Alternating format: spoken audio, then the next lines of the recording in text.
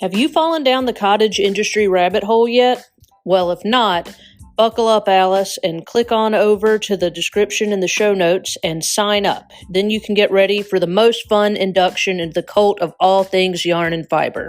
This will include, but not limited to, free yarn, free ebooks, patterns, coupons, and much more. You don't want to miss out.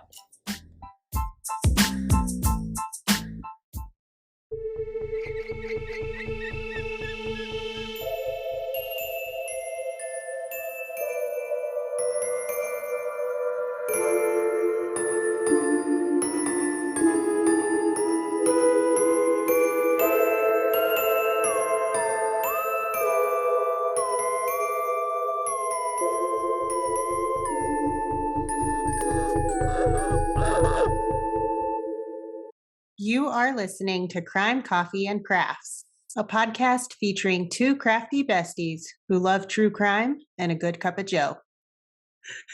Hey, amateur sleuths. I'm Kristen. And I'm Heidi. Welcome. Welcome. Woo woo. We are here for another fun-filled adventure. I mean, I don't know if I would go that far for today, but It's a little sarcasm. yeah. light. We need some lightness for this episode because holy hell, it's a doozy. Yeah. Mm-hmm. Make sure I've got my do not disturb on so we don't have interruptions. Okay, we're good. Carry on. Look at Kristen's flipping everybody the bird with her ghost mug. It's incredible. Incredible. All the feels right in this one little mug. It's joyous. I already finished my hot mug and it's so hot I had to switch to iced already. Oh boy. Yeah. So meh. Coffee for today is an indigenous owned brand, which is super cool, called Ekowa. Oh yeah. It's EKOWAH coffee.com. Super cool. I saw the Instagram invoice for that in our nice. It is Tinker Camp is the name of this one. It's a dark roast. Very good, very good. I love the packaging and they sent a sticker with my order. Oh, nice. A nice one. I love it. Vinyl. Gots to love it. Yes, actually, my stickers. Speaking of stickers, I've got a whole bunch now on my mug. Yes, coffee mugs and phones with stickers. And phones. Yeah, if you want a sticker. I got a new water bottle for work. I'm going to stick one on there. Yes. That's awesome. Yeah. I like that. So yeah, my craft today is the beginning of a custom cardigan. It'll be a cocoon style cardigan. Okay. This is for my friend for after her wedding, after the reception. So this is for like the after party. Nice. Nice. They're doing like a Scene 75, which is Dave and Buster's ish, basically. Oh, okay. It's just a local place. Okay. Y'all, this one. I was reading it out loud to Ben. I have a feeling it has all the triggers. I mean, basically, just heed all of the warnings for this episode and my next episode. Because we got a two-parter. It's a two-parter. And it's Israel Keys, y'all. The worst. The worst. It's a nasty shitbag. Yeah. Trigger warnings. Sexual assault, rape, torture, brutal murders, religious extremism. That's a hard word to say. It's a tough one. Bank robbery. If that bothers you, well, yeah. Stay inside. Yeah, don't go to the bank. Do all your banking online like I do. Ditto. I don't think the only reason I went into a bank was for work purposes. I still don't go in recently. the bank. Even when I go to the bank, I still just use the ATM outside. Yeah, drive through. Yeah, like I said, work purposes only do I go inside a bank. Yeah. Okay. So, are you ready? I've been waiting. Okay. I've been on pins and needles. It's a doozy. Israel Keys was born on January 7th, 1978 in Richmond, Utah. Oh, he was like our age. Ew. Ish. 1978. Yeah. Mm-hmm. He was the second child out of 10 born to his Mormon parents, Heidi and John, who, ding, ding, ding, happened to be from Torrance, California, which is where myself and a lot of my friends used to live. That is a lot of 6 degrees of separation. Yeah. Too close for comfort. A little too close for comfort. Yeah. All of the children in the family were home births, and none of them even had social security numbers. They were never taken to a doctor, never vaccinated or anything. So, like, never had. They were like sovereign citizen type. Basically, yes. Israel and his siblings were homeschooled and lived in the Mormon faith until he was 5 years old in 1983, when his family decided to leave the Mormon church behind. And while I commend his family for leaving the Mormon church, what they chose instead was no better. It was way, way, way, way, way worse. And no offense to anybody who's Mormon, but yeah, there's a lot behind it that's problematic. His father moved the family to a very isolated one-room cabin north of Colville, Washington. This cabin had no electricity or running water and was located deep in the wilderness. The family... Off the grid. Yeah. Yeah. And not in like the nice way where you have like solar you have power. solar panels or wind generator. No, you don't have a like way to make clean water. Yeah, no. Mm-mm. The family began attending a church called the Ark, which was a white supremacist Christian church. Israel has described it as an Amish-like place, but the Amish-like way of it stops at being self-reliant and self-sufficient. Right. Amish people are not assholes. Yeah.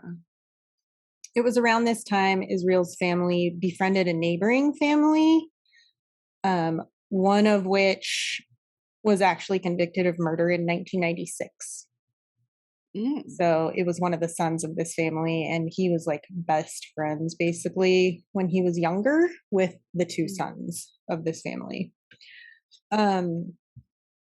During their time as members of this church, they still weren't allowed access to doctors, even during emergencies, which really, as I researched it, aligned more with like their mother's beliefs. She was extreme. Cuckoo for Cocoa Puffs. Yeah, real extreme. Now, apparently the Keys family also attended another church in Colville called the Christian Israel Covenant Church.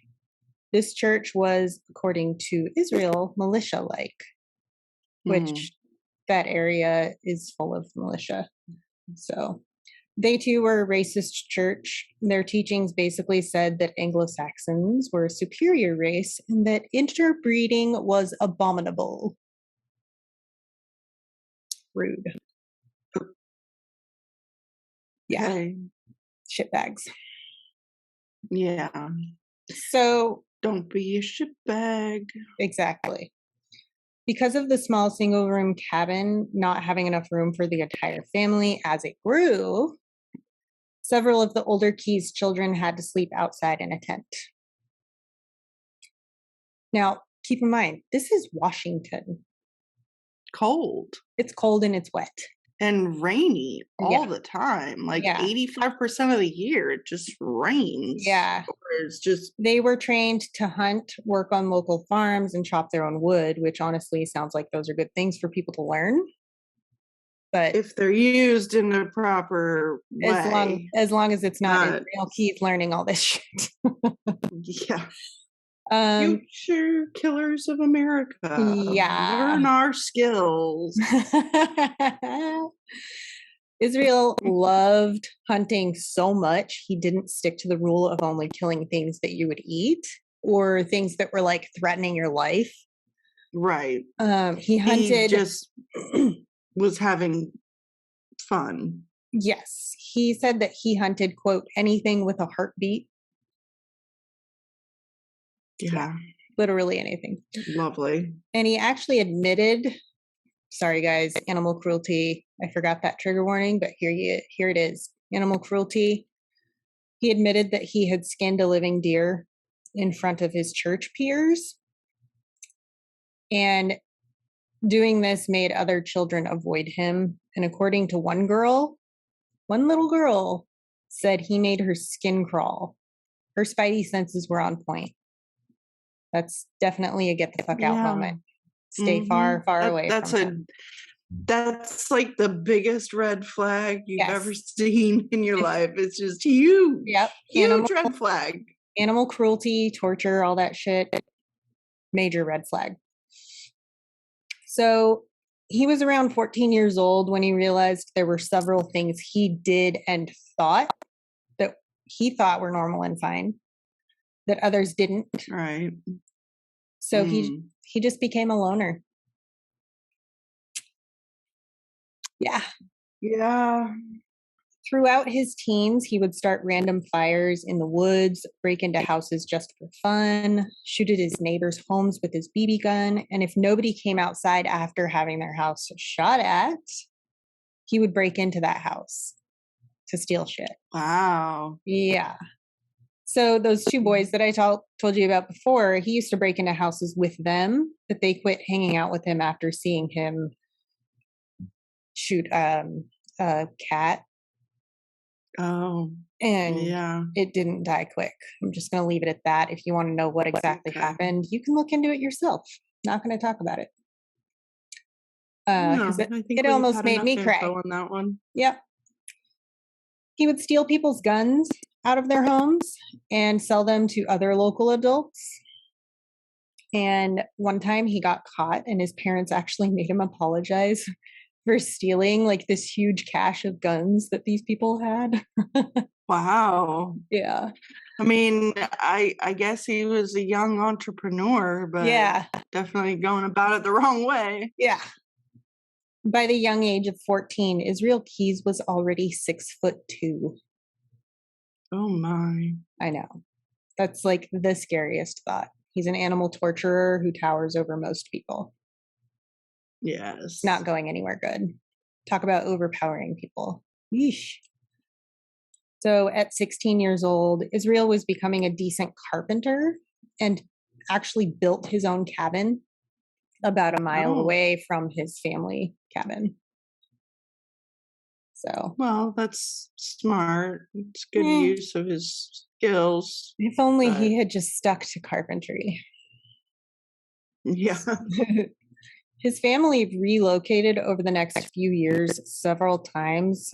But during one move, they went to Maupin, Oregon, which I've never been there, shockingly. Sometime during their time there, Israel was at the Deschutes River, stalking a young 14 to 18-year-old girl. According to him, he thinks she Oh, was so like 14 to 18. He didn't really know her age. Yeah, but and he was wasn't, like- guessing she was a He wasn't like teenager. following her for days. He was just like looking for a victim. Mhm. So This was the first time he ever had a quote murder kit, kill kit with him. Mm. Yeah. He says he saw a group of teenage girls walking by the river to go tubing, but one of them was lagging behind. The slow ones always get it. Yeah, it's fucked.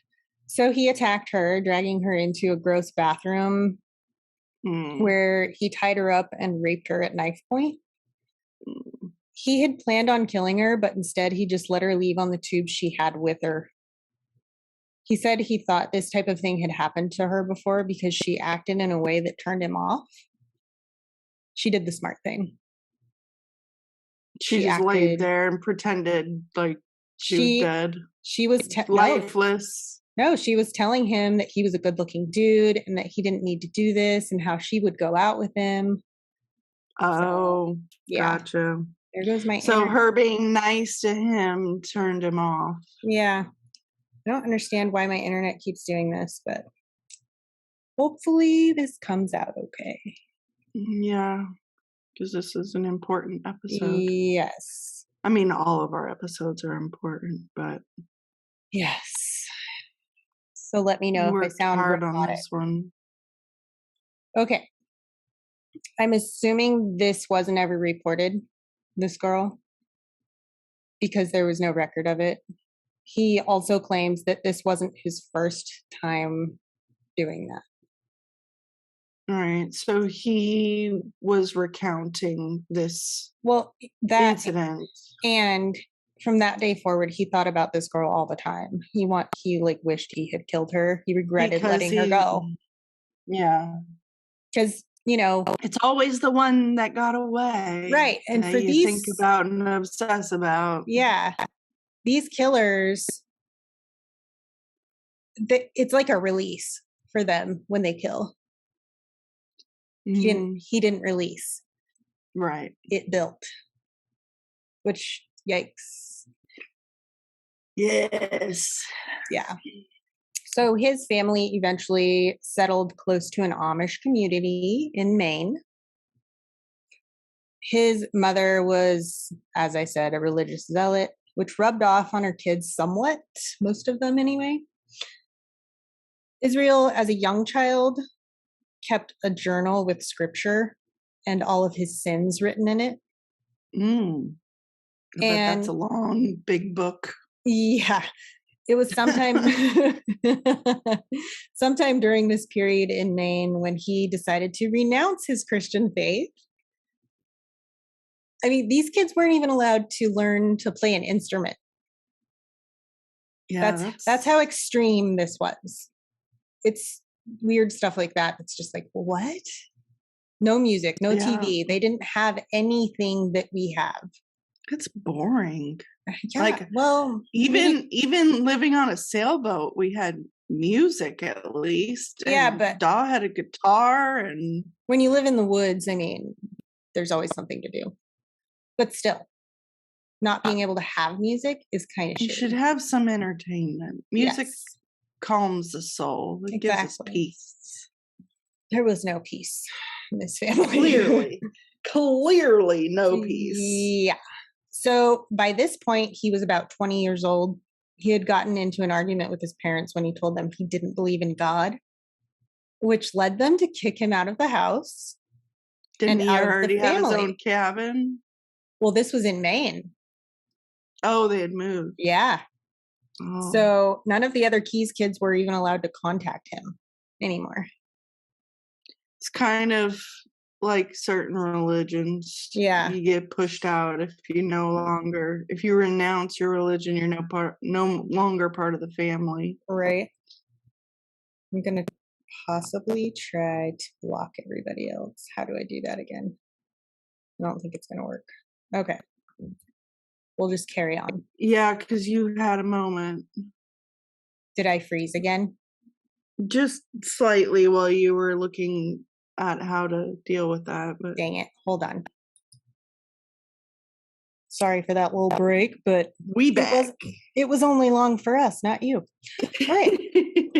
So After being kicked out of his family home, Israel became interested in Satanism and actually started planning his first ritualistic murder. Oh, he was going really sideways with that. Yes. So he enlisted in the army on July 9th, 1998, in New Jersey. He served as a specialist in Alpha Company, 1st Battalion, 5th Infantry Regiment. That's a mouthful. Why is it that a lot of our prolific, terrible shitbags have all been Okay, in the but like military? when I see pictures of him, he reminds me of one person that we knew who was Uh-huh. also in the army and also Mhm. killed someone and also committed suicide. Mm, Strange. weird. Very interesting. So he passed the preliminary course to become an Army Ranger.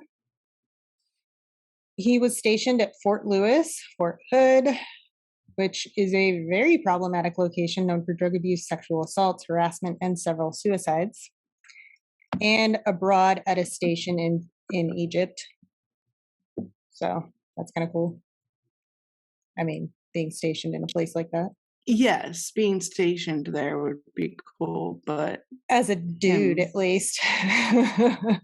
Not as a female. no.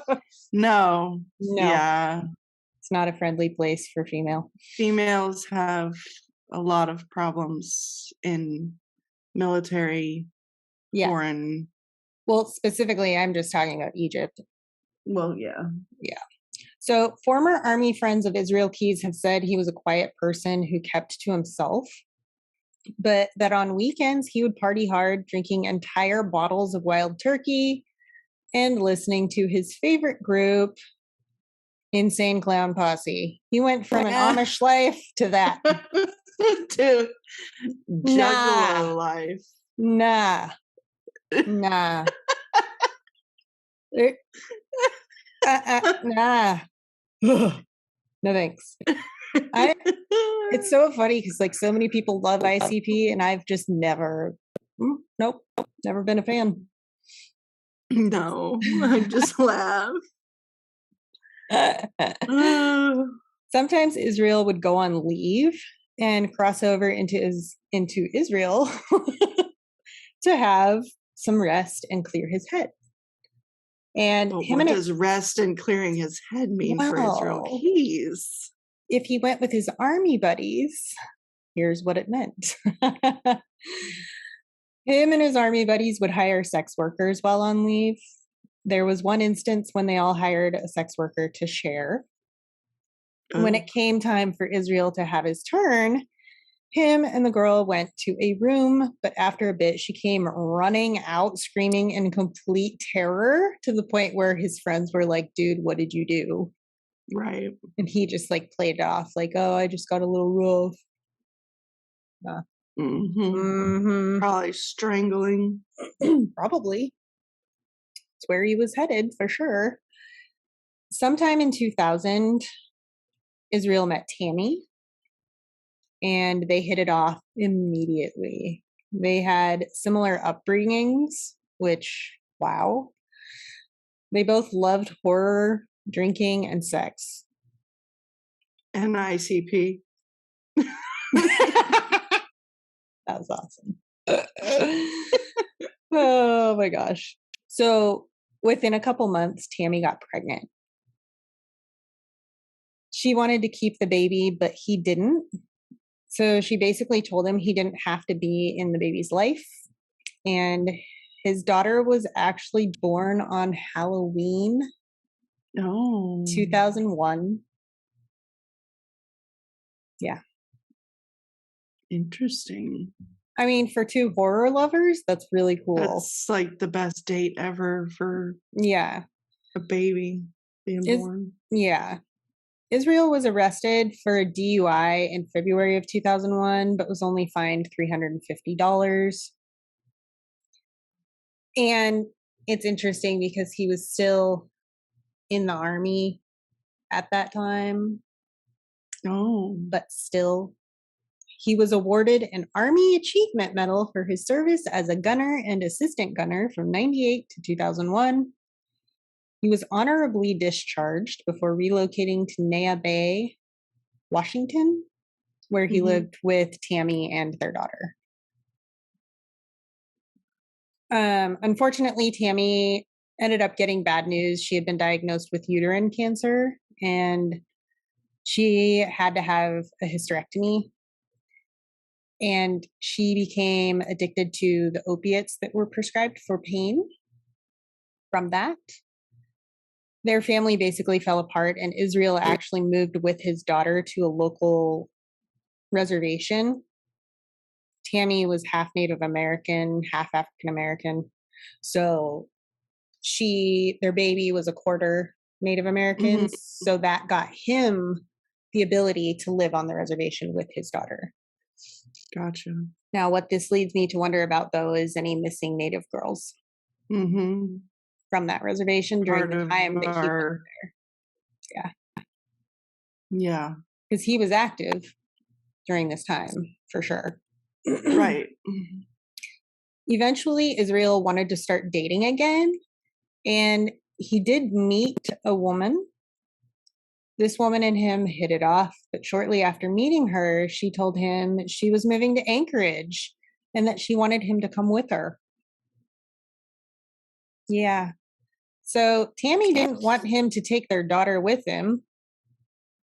So he just gave her full custodial rights. Even though she was addicted to opiates, couldn't even take care of herself. He was her caregiver 100% of the time. How old was the kid at this time? She was a baby still, I'm pretty sure. Oh, jeez. Well, great she was parenting. Maybe not a baby. She was little, though. Yeah, she couldn't. Like she wasn't like a teenager that could take care of herself. No, she was like 5 or 6. Yeah, that's sad. Yep. So he moved to Alaska with this new woman. I'm not including her name.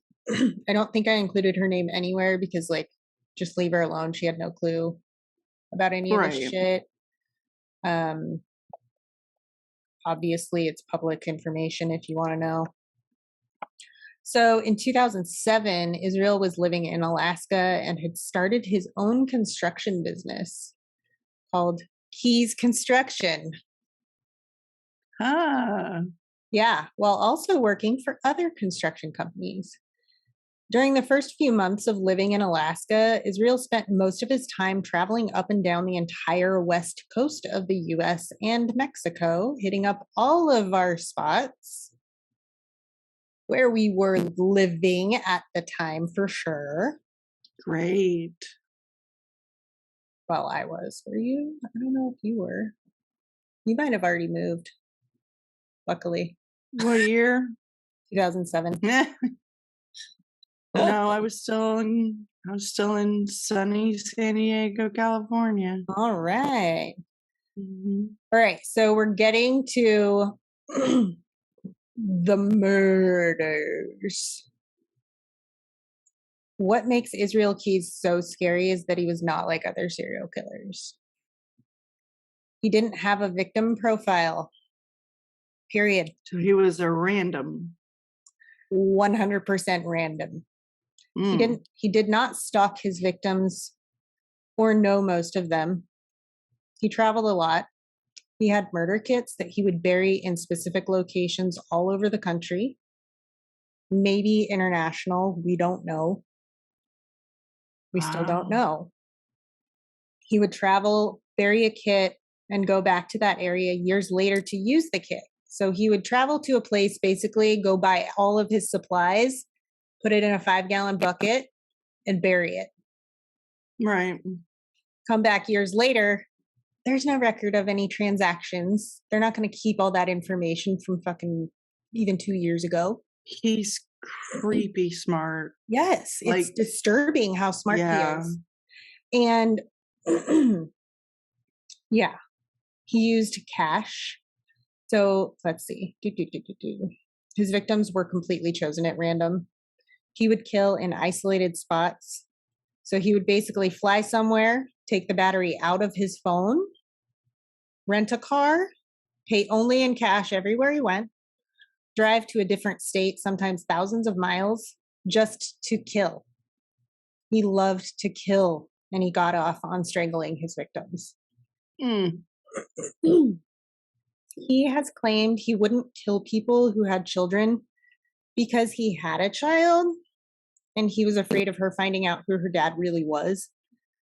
But the FBI doesn't really believe that, neither do I, because he didn't always have a child. Right. And he, we believe, started killing when he himself was a child. So, Makes sense. yeah.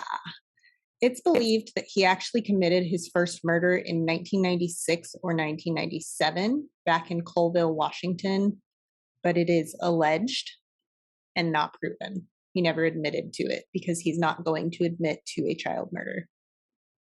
Right. Starting with Julie Harris. Julie Harris was just 12 years old when she went missing in 1996. She was a skier in the Special Olympics and actually was a gold medalist. Oh. Julie had 2 prosthetic feet. So she was an Olympic gold medalist with prosthetic feet doing her sport. Yes. That is incredible. Yep. She went missing and her prosthetic feet were found about a month after she went missing, but her remains weren't found until a year later, just a few miles from her home in a wooded area. So the year later, 1997, a trailer was burned down and the remains of a woman were found inside. But after the discovery of that body, her 12-year-old child was reported missing. Yeah. Her daughter Cassie's remains were found in 1998, approximately 13 miles from her home. No arrests were ever made in either of these cases, but Israel did admit that his first arson was a trailer, and it would have been around this same time period. So what do we say? There's no coincidences. No coincidences. Yes. So he did claim that he killed 4 people in Washington State. But we're actually going to talk about them in part 2. Okay. Because he was actually a suspect in a series, or is actually a suspect in a series of murders in 2007 in Boca Raton, Florida. This killer was dubbed the Boca Killer, but honestly, I don't see it being him. Yes, the MO is sort of similar, but these people were all shot. You think it was different? Oh, yeah. Serial killers typically use the same form of killing. So he used zip ties, which Israel Keys used zip ties to tie up people. Here it goes again. A lot of people. My internet connection is unstable. What is happening? Okay. So he used zip ties, but that's just not enough. This killer was smart. He kidnapped people, some with babies, drove them to several ATMs before shooting them. Yeah, that's not the same modus operandi. That, and they could never link Israel Keys to Florida during this time. Israel Keys flew to states using his real name. Right. There was no camera videos of him, you know? Yeah. That would be hard to... It just doesn't fit for me. All of the people that he killed or that were killed in Florida were zip tied around their neck to the headrest, and they had goggles duct taped to their face. That's super weird. That is weird. So it gives me Clockwork Orange a little bit. Vibes. Very strange. So Israel has confessed to committing at least one murder in New York. Oh crap. Damn the robots. Is it better now? Are we good? We're sorry. Damn it all. Okay. Yeah. Israel has confessed to committing at least one murder in New York, but there's no real info on that from him because he never said who, what, when, where, how, or why. But the authorities considered his confession to be credible, and they actually think that they know who it was. And not him? No, the girl, who the person was that he killed. Yeah. Oh, right. And I do agree because he actually owned a 10-acre parcel of land with an old busted up cabin on it in Constable, New York, which is a tiny town, population of 1,500 up on the border. Tiny. Yeah, border of Canada. So, which sounds like a great place to live to me. So, yeah. But this gave him very easy access to surrounding areas. And the authorities believe the person he may have murdered was a sex worker named Deborah Feldman, which is really creepy because Deborah Feldman is a friend of mine and my family's. And you know her because she was our psychic lady. The Rev Deb. So in April of 2009 in New Jersey, and then proceeded to bury her body near Tupper Lake, New York. So sometime in 2009, Israel had traveled to Essex, Vermont, and hid one of his murder kits, but he wouldn't use it for another 2 years. Oh. Yeah. So planned. He planned out didn't come back for 2 years. That's a long time. He would plan out his locations meticulously. But that was all he planned. He also confessed to many bank robberies in New York and Texas, and was definitely connected to one in Tupper Lake, New York for sure, and claimed that he had burglarized a house in Texas before setting it on fire. So these are just like all random things that he's confessed to. Yeah. Well, I mean, throughout his life, he's been killing things, right? Lighting things on fire, burglary, robbing and burglarizing. Yeah. So, I mean, until he's caught, he's going to continue to do all this stuff. Right. So in June of 2011, Israel Keys flew to Chicago. This feels like it was just yesterday. This is like so recent. He removed the battery from his phone, rented a car, and drove to Essex, Vermont, where he went to find his murder kit, dug everything up, and put it all in his backpack. On the night of June 8th, Israel left his hotel on foot, and he focused on an apartment building that was just across the street from his hotel. He hid in a little wooded area where he had a great view of like the parking lot. He thought it could be easy to grab someone as they got out of their vehicle, so he just staked it out. Eventually a car drove up, but because it was pouring rain, the person in the car got out too fast and ran inside before Israel could grab him. He even said if that guy had been like a couple seconds slower, he would have been dead. Wow. Yeah. How fucking scary to know that you were that person. Well, I know, right? So creepy. Better live life to its fullest. Yeah. So Sheesh. Israel had to find a new plan. And so he went back to his hotel room. He had a new idea, but he waited a little bit at his hotel till it got later. He was going to go find a house that seemed to have 2 people living in it. And he found the perfect house. It didn't have pets. There were no signs of children. Attached garage for easier access to the house. So he cut the phone line just in case they had an alarm that was connected to the phone lines. And he just waited because the neighbor stayed up late, I guess, and kept coming out to like smoke with his dog.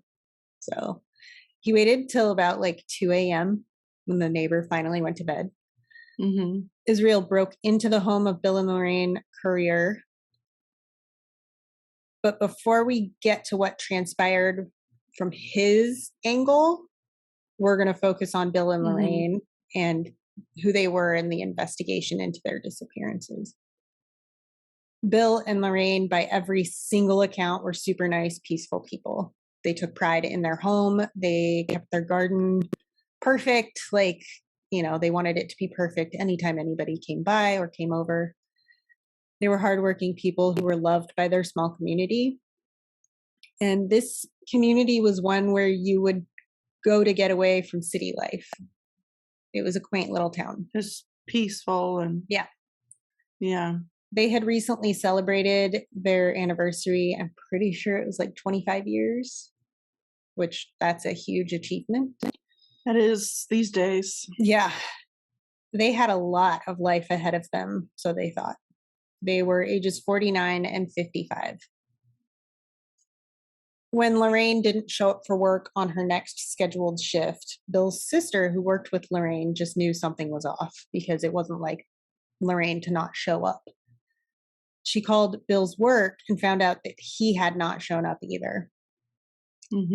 Red fucking flags going up everywhere already. Oh, yeah. So she went to their house and noticed that their car was missing. Bill and Lorraine would never leave on a whim without telling anyone. Now, thankfully, his sister called the police instead of going inside because don't want to contaminate anything. So the police show up and they looked through the garage window and found that the window to the inside of the house was broken. So they entered the home and everything was off. Everything was just completely off. Super weird. Medications that they would need daily were still at the house. They would not leave without those. Right. Bill's work clothes were laid out, ready to go. As if he was going to go to work. He was planning to go to work. It just seemed off, and the police were really worried for their well-being. They had held 8 separate searches and found absolutely nothing that would lead to where they went. The police did receive a tip from an eyewitness stating they had seen someone driving the courier's car the day after they disappeared and that they had seen the driver. This eyewitness worked with police to come up with a sketch, but the investigation basically just stopped there because there was nothing to follow. And the sketch looked nothing like Israel Keyes. Oh. He disguised himself regularly.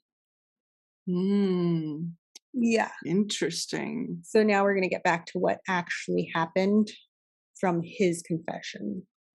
When Israel broke into their home, Bill and Lorraine were asleep in their bed. He proceeded to tie them up with zip ties before asking them if there were any guns in the house, to which Lorraine told him yes, there was one in her nightstand. He grabbed the gun and then asked if there were any prescriptions or anything else of value that he would want. And they did. So Israel grabbed a suitcase from inside the house and started throwing all of the valuables inside, including painkillers and an ATM card, where he etched the PIN number onto the front. At this point, Lorraine tried to get up, which just pissed him off even more. He pushed her down into the pillow and basically just told her, like, don't ever try that again. Israel forced them to come with him, taking them to their own car that was parked in the garage. They begged for their lives, promising not to tell a soul. They believed he had targeted the wrong people, not realizing he didn't target anyone for any reason. It was all just random. Yeah. They were just the wrong house. Yep. It's the unlucky couple. Wrong moment. Yeah. Israel drove them for a little while before pulling the car up to an old dilapidated farmhouse. This place was a known squatter house, according to the rest of the people in town, and it was on the market, meaning nobody was going to be there, except maybe a random squatter, but I guess not. Israel told Lorraine to stay put in the car as he took Bill inside the house and tied him up. As he went outside to retrieve Lorraine, he noticed she was not inside the car and was attempting to escape.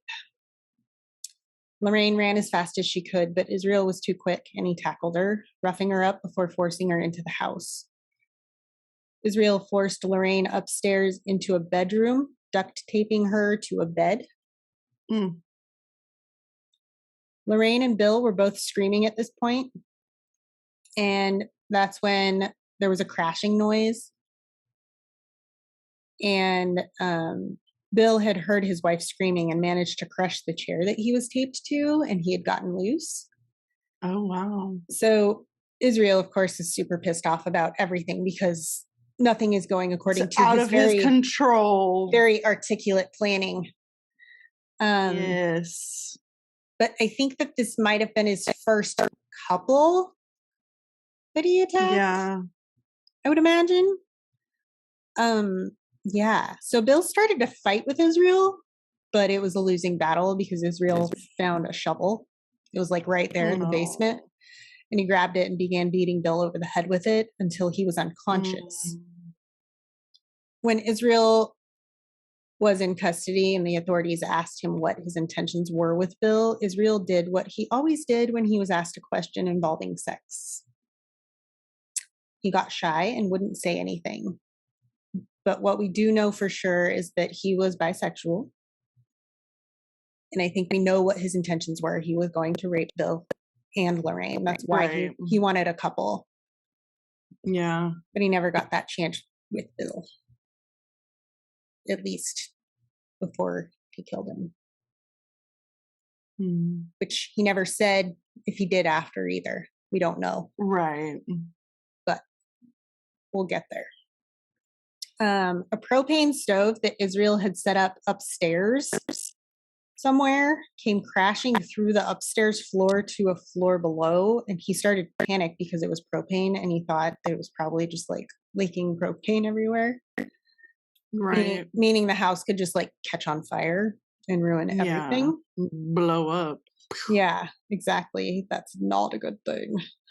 So he ran upstairs to check the stove, finding that it was all okay, and to grab his gun. When he came back downstairs, Bill was standing up ready to fight him again. This guy was on a fucking mission. I mean, though. he tried. wanted to live. He wanted to he wanted to protect his wife. Yes. And he was in it to the end. Like, you know, he was a fighter. You can tell. Israel claimed to have shot Bill as many times as he could, but Bill was still standing for a while before he did eventually fall to the ground, and he was dead. So now that he had killed Bill and fixed the propane issue, Israel had all the time in the world to do whatever he wanted with Lorraine. No.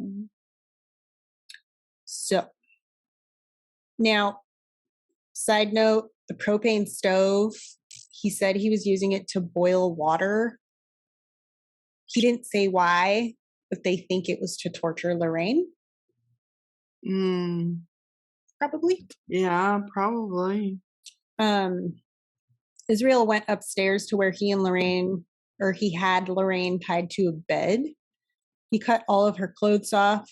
She was screaming madly. So he stuffed paper towels and duct tape into her mouth before raping her not once, but twice. Seems to be his thing. He doesn't do it once. He always does it twice. But during the second rape, he strangled her until she passed out. That was not part of his plan. So he waited until Lorraine came to and took her down to torture her by allowing her to see her dead husband. Ooh. Because he's literally the worst piece of human garbage. Like, I can't even, he's such a piece of shit. So while she's freaking out, he throws a rope around her neck and he strangles her until she's dead. But just in case, he put a zip tie around her neck, pulling it extra tight. So now that they were both dead, he had to make sure they couldn't be linked to him if they were ever found. So one of the things that Israel would put in his murder kits was Drano. Holy chemicals, Batman. Oh, holy gross. Israel used Drano on their hands and faces to make it harder to figure out who they were if they were ever found. After that, he put each of them burn the skin off. Yeah. He put each of them in a 55-gallon trash bag, rolling them over to a pile of trash that was in the basement. To this day, the bodies of Bill and Lorraine have never been found. And what's wild, absolutely wild to me, is that this property was purchased about 6 months after they were murdered. But nobody went inside before they bulldozed the entire place and just scooped it up, threw it in those trash bins, and they got dumped at a huge landfill that is impossible to find anything. Wow. You can't follow the flies because they're fucking everywhere. Everywhere, yeah. So after their murders, Israel took their car and parked it in a Rite Aid parking lot. At some point, he moved most of the murder kit that he had used with Bill and Lorraine to a new location in Parrishville, New York, where it was left until after Israel's arrest. And this, hate to say it, is where we're going to end part 1. I'm sorry. Yeah. Next week, you'll get part 2. Which will include his demise. Stay tuned, guys. So sorry, guys, but you have to wait a whole week. Oh. Okay, sources though: Dark Minds on ID on Discovery Plus, season 3, episodes 1 and 2. Mm-hmm. Everywhere is a 2-parter on Israel Keyes. His story is so fucking wild. Well, because there's so much, that you have for research, and because he different parts of his story. There's also a really good podcast, and I'm totally going to tell people to go listen to it because holy shit, they go in depth. They're totally different than us, way different style. They are not my normal style. They're very straight laced, dry, to the point, fact only. No ad-libbing. It's called Murder in America, episodes 67 and 68. Super in-depth. Holy shit. Yeah. And then, of course, Wikipedia, just for kind of a general timeline. Mm-hmm. FBI.gov has, just news stories. And then YouTube. You can actually, in that podcast and on Dark Minds and on YouTube, you can actually view the recordings of his interrogations. You can hear this shitbag's voice. Ugh. So. That always gives me the creep. It's so gross, yeah. Yeah. Anyway, that's all I got. So, until next time, ta-ta! For now. Thanks for listening to Crime, Coffee, and Crafts. If you love our podcast, please rate and review us on Apple Podcasts. This helps us more than you know. If you really love us and want to support us, go to our website at www.crimecoffeeandcrafts.com. From there, you can join our Patreon, shop our merch, and find us on social media.